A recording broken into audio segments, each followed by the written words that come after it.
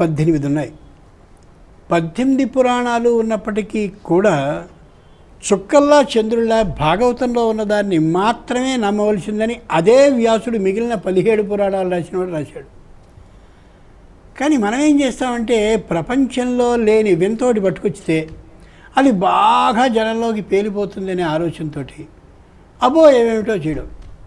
నువ్వుల నూనెతో మన తాత నుంచి ముత్తాత నుంచి ఇంకా పైనుంచి అందరూ పెడుతూ ఉంటే నువ్వుల నూనె పెడితే చచ్చిపోతావు, శని వస్తుంది కాబట్టి నువ్వుల నూనెతో పెట్ట, కొబ్బరి నూనెతో పెట్టు.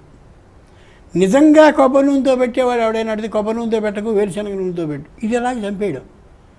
ఈ వినేవాళ్ళకి భయం, చెప్పేవాళ్ళకి ధైర్యంగా చెప్తూ ఉంటే చాలా సంతోషం.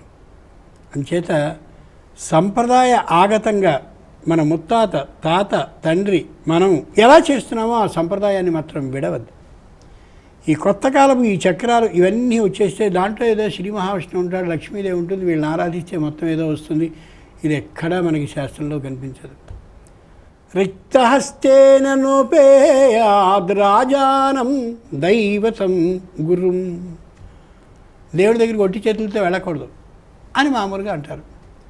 ఓహో, ఒట్టి చేతులతో వెళ్ళకూడదు కాబట్టి అరటిపళ్ళు పట్టుకెళ్ళాలి, కొబ్బరికాయలు పట్టుకెళ్ళాలి అని మనం ఆలోచిస్తాం.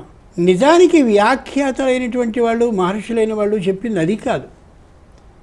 ఒట్టి చేతులతో వెళ్ళొద్దు అంటే ఏ దైవం దగ్గరికి వెళ్తున్నామో ఆ దైవానికి సంబంధించిన సహస్రనామాలని చదువుకుని వెళ్ళి, నాయనా ఆ సహస్రనామాలని చదివానే ఆ ఫలితాన్ని ఇదిగో ఇచ్చేస్తా, తత్సద్బ్రహ్మార్పణమస్తు.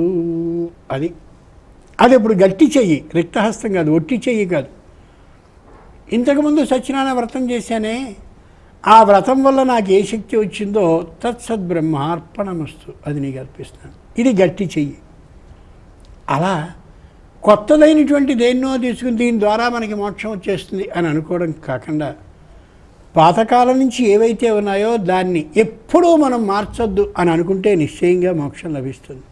గమనించి చూడాలి.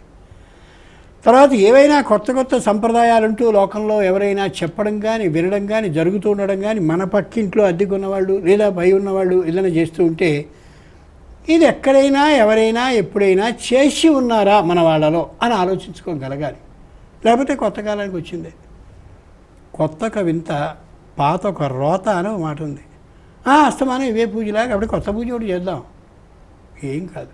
ఈవేళ స్థాయి ఎలా ఉందంటే లోకంలో మనుషులది, మీకు మోక్షం ఇప్పించబడిన 5 లక్షలు కడితేనంటే వెంటనే కట్టేద్దాం, ఇంటి నలుగురి పేరున 20 లక్షలని అప్పు చేసి కట్టేయడమే తప్ప బుద్ధి ఏమాత్రం కనిపించడం చాలామందిలో. ఇదేమిటరా వీడెలా మోక్షం మనకి ఇస్తాడు, మోక్షం అనేటటువంటిది మూచనే, అది పూర్తిగా అన్నిటినీ విడిచేస్తే మనకి మనం లభించేది తప్ప వీడిని పట్టుకుంటే వీడి మోక్షం ఎలా ఇప్పిస్తాడనే జ్ఞానం లేదు. దాంతో ఏమవుతుందంటే దీన్ని బాగా అవకాశం చేసేసుకుని ఏమిటి పడితే అది అలా చేసేస్తున్నారు. ఇది సరైన విధానం కాదు. శాస్త్రజ్ఞానం తెలిసిన మాట అస్సలు కాదు. ఇలాంటి వాటిని ఆచరించనే కూడదు. నిజంగా చేయవలసింది ఏమిటంటే ఓ శ్రీ విష్ణు సహస్రనామో, ఓ లలితా సహస్రనామో, ఓ గణపతి సహస్రనామో, లేకపోతే మరోటో దాన్ని చదువుకుంటే శక్తి వస్తుంది. ఎంత మననం చేసుకుంటే అంత శక్తి వస్తుంది తప్ప మరొక విధంగా కాదు. వాడెవడో అన్నం తింటే మనకెలా బలం వస్తుంది? కాబట్టి మనంగా మననం చేసుకుంటే వచ్చేటటువంటి శక్తి వస్తుంది తప్ప ఆ చక్రాలో వీటినో తీసుకొచ్చి చేస్తే ఏమాత్రం ఉండదు. ధర్మ సందేహాలు కార్యక్రమంలో ఇప్పుడు ఒక చిన్న విరామం.